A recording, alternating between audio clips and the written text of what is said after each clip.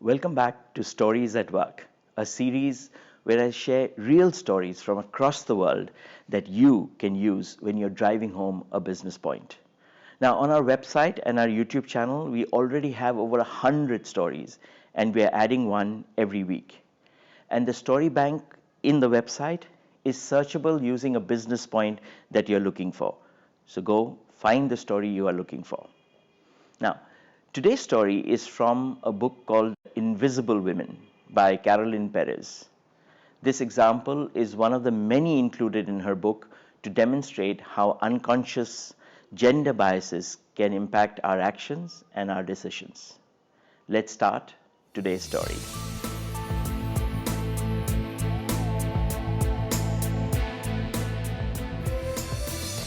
It's 2011. There's a Swedish town called Karlskoga, about 3 hours drive west of Stockholm, a really small town with a population of about 27,000 people.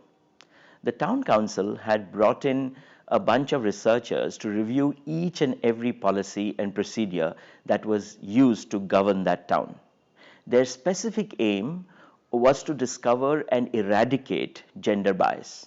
Any rules or systems that were biased against women needed to be found and changed. Now, as these researchers went from department to department, probing, poking, questioning, they were making the regular work of bureaucrats as miserable as most of us were when, the corporate audit team used to descend on us. Anyway, during lunch one day, as the bureaucrats cribbed about the researchers and the changes that they were being asked to make, one of the bureaucrats jokingly said, "Oh, well, at least the process of clearing snow in this town would be an area that the researchers would keep their nose out of." Now, the researchers happened to be sitting at a table nearby, and they overheard this and decided that they must look into the town's snow clearing process. Now, what they found was that the process of clearing snow was pretty straightforward. Yeah, the town's biggest roads, the ones that carried the most traffic, were cleaned first, and then they cleaned the inner roads, and finally they cleaned the footpaths. Now, the researchers quickly worked out that the cars that were using the biggest roads were primarily driven by men going from or to their offices. Women, meanwhile, used the inner roads as they went about their daily chores of picking up or dropping the kids to school, shopping for groceries, etc. Now, they were either driving on one of these roads or using the footpath to walk from one close by destination to another. Now, on studying these patterns, the researchers discovered that women had more complex travel paths than men. Men went home, office, office, home.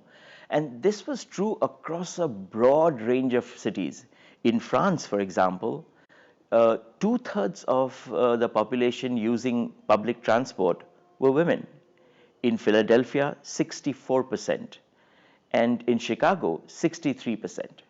In fact, a study in London showed that women were 3 times more likely to take their kids to school compared to men, and 25% more likely to be using multiple different forms of transport, car, bus, train, etc.